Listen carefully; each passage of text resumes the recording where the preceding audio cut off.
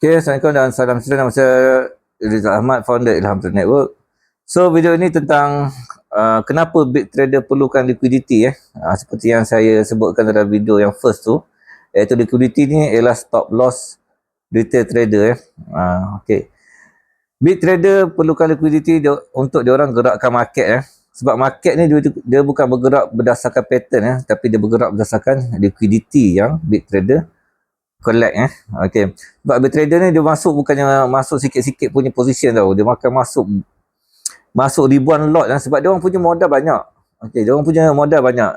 Untuk masuk lot sebanyak tu, sebenarnya dia orang memerlukan lawan dia orang. Contoh dia orang nak buy. Jadi dia orang perlukan lawan dia orang untuk sell. Lawan dia orang tu lah retail trader lah. So dia akan buatlah manipulation untuk sell.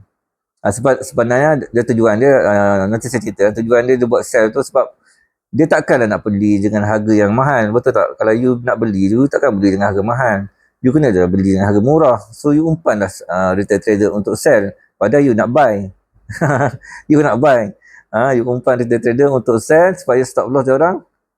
Anda boleh, big trader ni boleh collect. Boleh collect. Okay.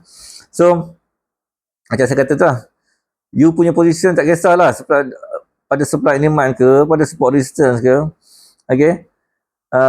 Diorang akan nampak, big trader akan nampak you punya stop loss dan you punya position, di mana stop loss anda berada. Itulah saya kata, adakah retail trader ni menjadi mangsa? Ya, betul. Retail trader macam kita ni menjadi mangsa. Okay. Tapi sebenarnya dia ada cara.